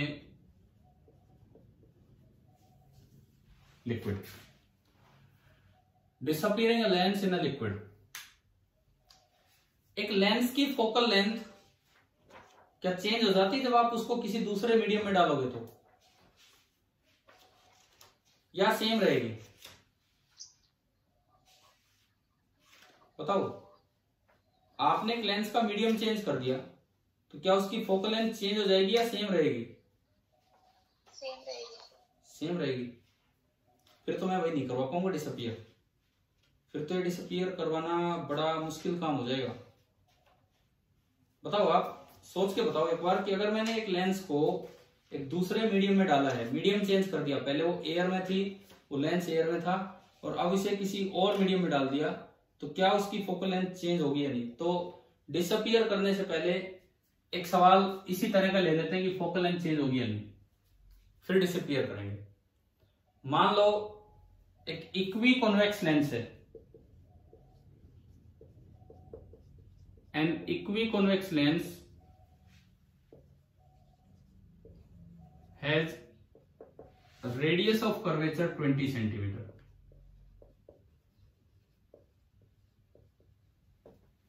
एक इक्विकॉन्वेक्स लेंस है, रेडियस ऑफ कर्वेचर उसकी 20 सेंटीमीटर है, ठीक है। Refractive index of the lens आपको दिया है 1.5, एयर में रखा हुआ है। चलो भाई फोकल लेंथ निकालो एक बार पहले, इसकी क्या होगी?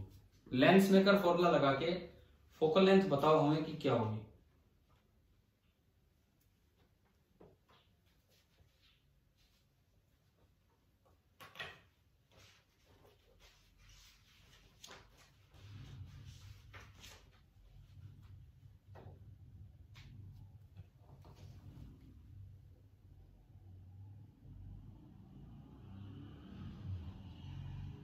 हाँ जी, बता रहे हो?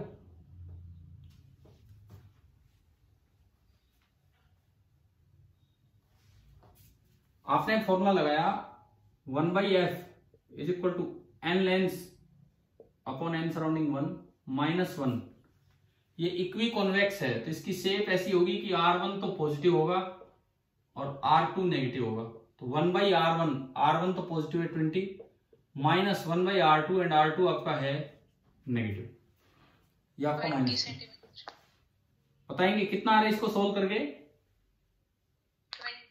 20। तो फोकल लेंथ आ गई 20 सेंटीमीटर। अच्छा, इससे ये भी पता लगता है कि फोकल लेंथ और रेडियस में वो रिलेशन नहीं है कि F बराबर R/2, वो मिरर में होता था। यहाँ देखो रेडियस भी 20 है, फोकल लेंथ भी 20 है, तो वो वाला रिलेशन तो है ही नहीं। समझ में आ रहा है नहीं? वो तो मिरर का था। अब मैं कहता हूं कि now the lens is placed in water. Now the lens is placed in water, जिसका की रिफ्रैक्टिव इंडेक्स है 4/3।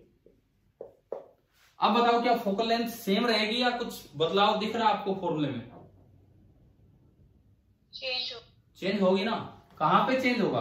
ये जो एन रिलेटिव था, ये एन रिलेटिव, बाकी सब सेम है, बाकी सब सेम है। एन रिलेटिव पिछली बार तो था केवल 1.5 अपॉन सराउंडिंग 1, लेकिन इस बार वो बनेगा 1.5 अपॉन वाटर, एंड वाटर का कितना होता है? 4/3। ठीक है, एक बार अब भी निकाल दो कि फोकल लेंथ कितनी होगी। पिछली बार 20 आ रही थी, तो इस बार क्या आ रही है?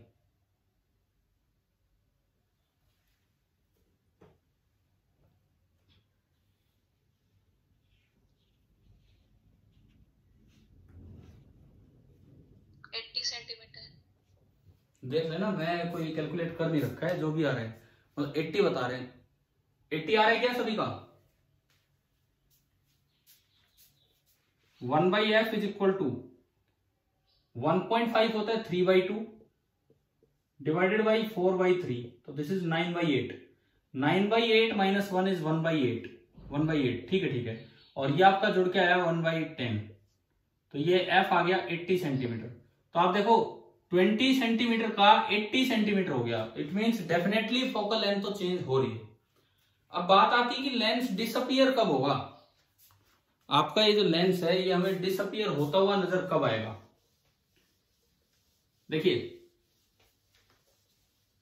लेंस डिसअपियर होने का लॉजिक क्या है कि जहां ऑब्जेक्ट है वहीं आपको दिखता रहे कि बीच में लेंस आ जाए। देखो, जहां ऑब्जेक्ट है वहीं मुझे दिखता रहे कि बीच में लेंस आए कि ना आए, कोई फर्क नहीं पड़ रहा, तो इसका मतलब लेंस डिसअपियर हो गया।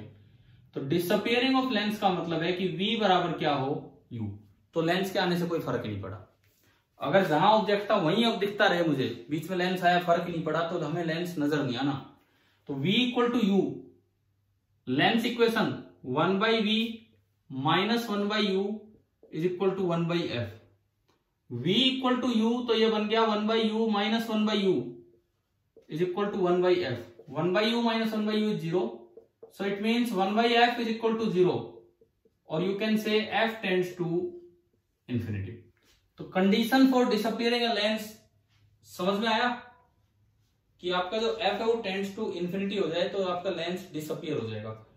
अब आप चलो लेंस मेकर फॉर्मूला की तरफ। अब आप चलिए लेंस मेकर फॉर्मूला की तरफ।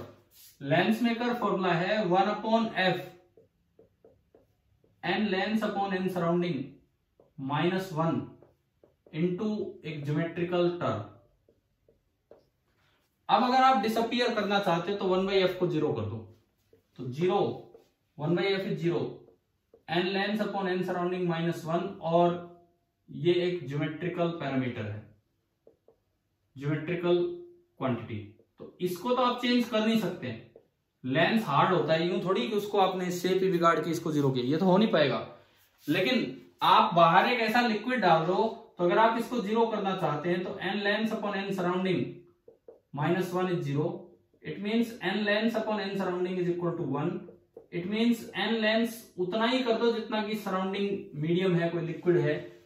तो अगर आपने लेंस को एक ऐसे मीडियम में डाल दिया, अगर आपने लेंस को एक ऐसे मीडियम में डाल दिया जहां पे रिफ्रैक्टिव इंडेक्स मीडियम का और लेंस का दोनों का सेम हो, तो आपको लेंस नजर नहीं आएगा, बिल्कुल भी नजर नहीं आएगा। लेंस का रिफ्रैक्टिव इंडेक्स 1.5 होता है, ऑलमोस्ट ऐसा ग्लिसरीन का होता है, ऑलमोस्ट इतना ग्लिसरीन का है। यानी कि अगर ग्लिसरीन में लेंस, ग्लास का लेंस डाला जाए तो ऑलमोस्ट वो डिसअपियर से नजर आएगा। अब देखो, अब इस पे क्वेश्चन कैसे आ जाते हैं, मैजिशियन टाइप क्वेश्चन इन पे क्या आ जाएंगे, जैसे यूं आ गया। पहले तो ये बताओ कि आपको ये 2 स्टेप समझ में आए कि नहीं आए, पहले ये और फिर उससे ये, और उससे रिजल्ट ये मिला कि अगर लेंस डिसअपियर हो रहा है तो मीडियम का जो उसके बाहर है और लेंस का रिफ्रैक्टिव इंडेक्स सेम है। अब देखो, इस पे सवाल आ जाए कि ए magician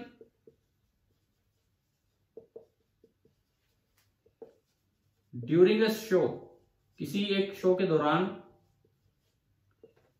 makes a lens of refractive index 1.47 disappear। एक मैजिशियन ने क्या किया, एक शो के दौरान उसको डिसअपियर कर दिया। कैसे डिसअपियर किया? By placing it in a liquid, by placing it in a liquid. आपसे बस ये पूछा जाएगा, बताओ उस लिक्विड का रिफ्रैक्टिव इंडेक्स कितना है, बताओ भाई उस लिक्विड का रिफ्रैक्टिव इंडेक्स कितना है? 1.47। हाँ, डायरेक्ट आंसर है 1.47। लेकिन इतना जल्दी आंसर दिया, उसके पीछे 2 स्टेप है, उसके पीछे 2 स्टेप्स हैं, लेकिन रिजल्ट आसान आ गया। तो ये डिसअपियरिंग वाला काम आया समझ में। पहले तो हमने लेंस इक्वेशन का यूज किया और फिर लेंस मेकर फॉर्मूला का यूज किया, तो दोनों से ये बात हमारे समझ में आ गई। ठीक है, अब मैं चलता हूं। मैंने कहा था कि क्लास के एंड में चल के हम लोग टेबल वाला काम स्टार्ट करेंगे, ताकि वो शुरू होके बीच में आ जाए और ताकि बचा हुआ काम आप फिर कंप्लीट करें। तो अब हम वही काम कर रहे हैं जो मिरर में किया था, टेबल बनाने वाला काम, और उनसे रिलेटेड ग्राफ आप बनाएंगे। तो सबसे पहले मैं लेता हूं कन्वर्जिंग लेंस। टेबल मतलब डिफरेंट पोजीशंस ऑफ ऑब्जेक्ट के लिए इमेज कहां होगी, कैसी होगी, और ये सब नेचर, ओरिएंटेशन एंड साइज, ये सारी बातें हम करेंगे। मान लो मैं एक बार लेंस बना लूं, सपोज ये लेंस है,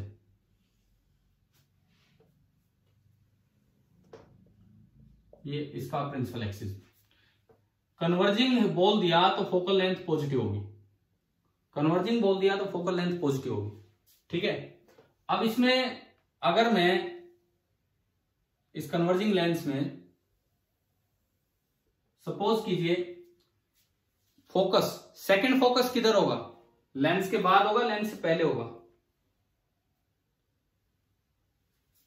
सेकंड फोकस भाई पॉजिटिव है तो आगे, हाँ ये F, इतनी दूर फर्स्ट फोकस इधर होगा F1।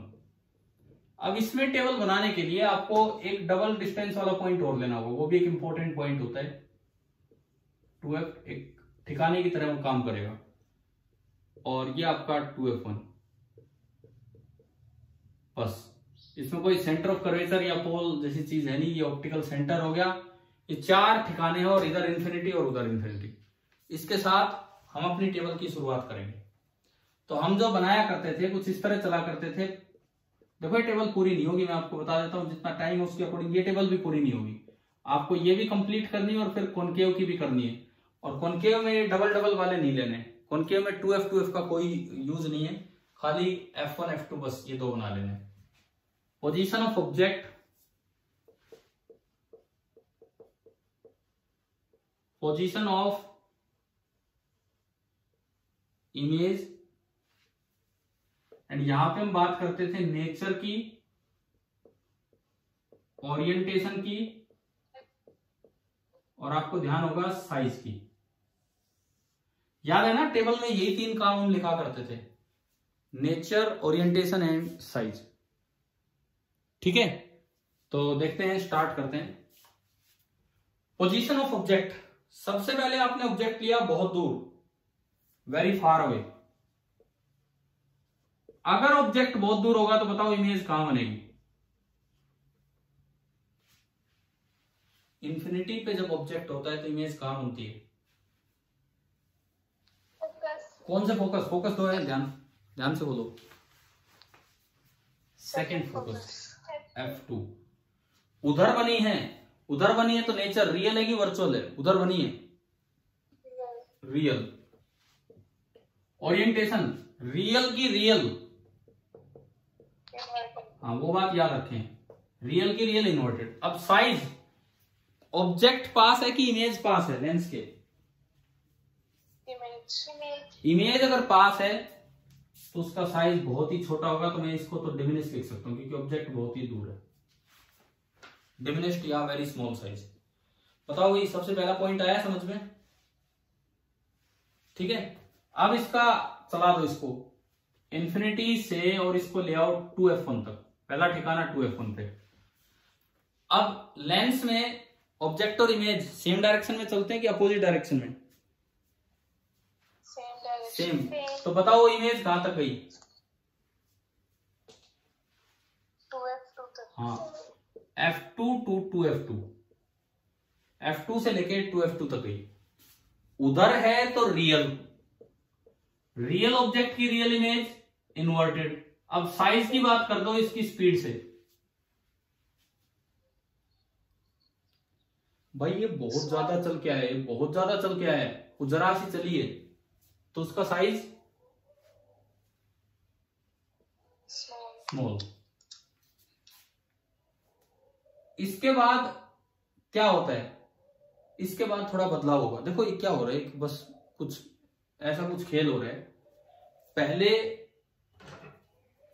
ये बहुत तेज भाग के आ रहा है, ठीक है, ये धीरे धीरे चल रही है, अभी इसे पता ही नहीं कि पीछे कोई आ रहा है, इसको अंदाजा ही नहीं है पीछे कोई आ रहा है, ये बहुत तेज भाग रहा है।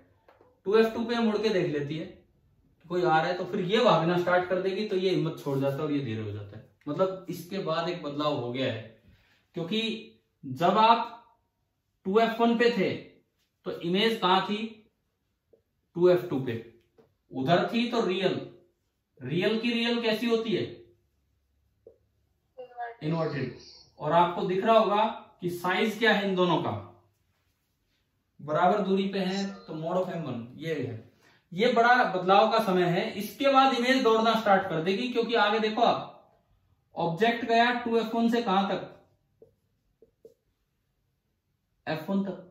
और जब F1 पे ऑब्जेक्ट पहुंचेगा तो इमेज तो 2F2 से कहां पहुंच चुकी होगी? F1 is the position of object such that the image is formed at infinity.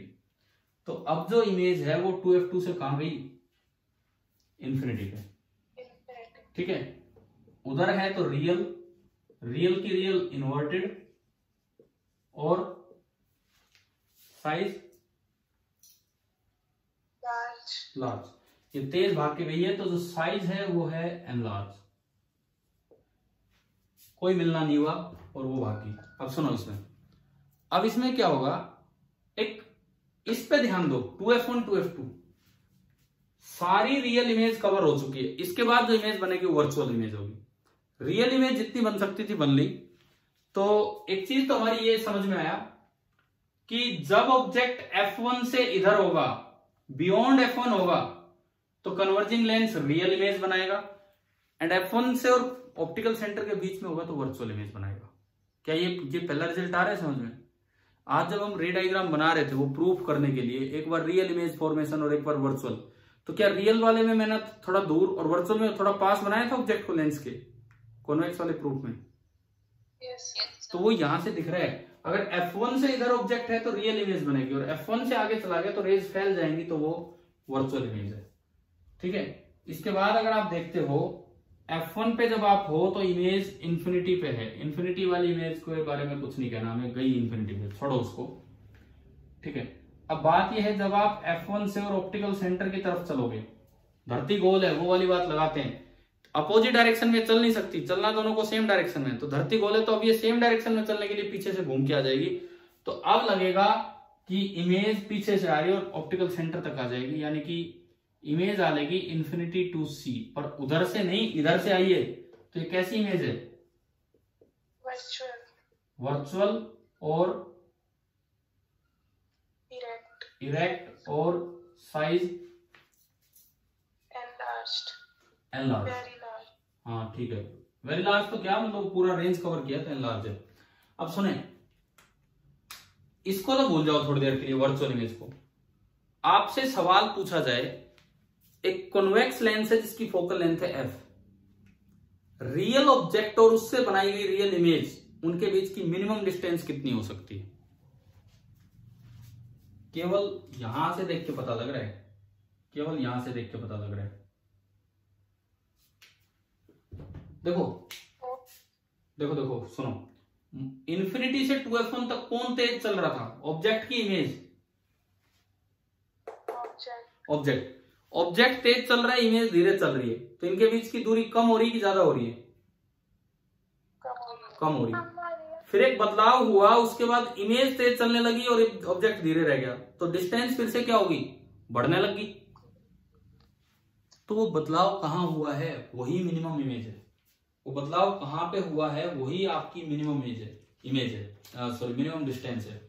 तो बताओ वो बदलाव, वो चेंज कहां हुआ था? हाँ, इसका मतलब ये जो 4f है ना, जिस वक्त ऑब्जेक्ट हिम्मत हार गया था और इमेज ने स्पीड पकड़ ली थी, ये जो 4f है, this is the minimum separation between a real object and it's real image form by length of focal length f। ये रिजल्ट कल यूज करेंगे। कल इस चीज को देखो, कल काफी समय इन पे जाना है। आपका काम अब क्या है? कॉन्वेक्स की टेबल कंप्लीट करेंगे, कॉन्वेक्स का यूवी का ग्राफ बनाएंगे, कॉनकेव की टेबल कंप्लीट करेंगे, कॉनकेव के यूवी का ग्राफ बनाएंगे, कोई रिजल्ट मिलते हैं वो हम लिखने की कोशिश करें, और फिर इस 4f वाली बात पे आएंगे। ये एक बड़ा इंपॉर्टेंट पॉइंट है, इसको कैसे यूज करेंगे। तो कल की पूरी क्लास इन चीजों पे चलनी है, और लेंस का majority of part single lens का कल कवर हो जाएगा। उसके बाद फिर कॉम्बिनेशन ऑफ लेंस आएंगे। चलो भाई ठीक है, यहां तक आ गया समझ? ठीक है। और HCV यार किया करो। देखो आप डाउट नहीं पूछते हो, मुझे ये अंदाजा ही नहीं होता कर रहे हो कि नहीं कर रहे हो। कल दे दिया हमने 50 तक, कल 50 तक हो गए हैं। तो आज आप इसमें देखो, मैं इसके HCV के लास्ट के कुछ क्वेश्चन भी डिस्कस होने बचे हुए, मिरर पे रिलेटेड 77, 8, 9 जो भी थे मैं करवा दूंगा, एक एक क्वेश्चन करवा दूंगा। आप ट्राई कीजिए एक बार। आप एक काम करना, diverging lens, converging lens, coaxially plate, 62 तक ट्राई कर लीजिए। 62 तक आप ट्राई करेंगे। 50 तक आपने कर लिए हैं, तो अब आप 51 to 62 ये क्वेश्चंस आपको कल के लिए ट्राई करने। अब कर लोगे तो अच्छा रहेगा, नहीं फिर एक दिन पूरा इतना इकट्ठा दिखेगा यार ये HCV का पूरा चैप्टर है, रोज तो 10-10 सवाल ही मिल रहे हैं। ठीक है, चलिए, थैंक यू, बाय।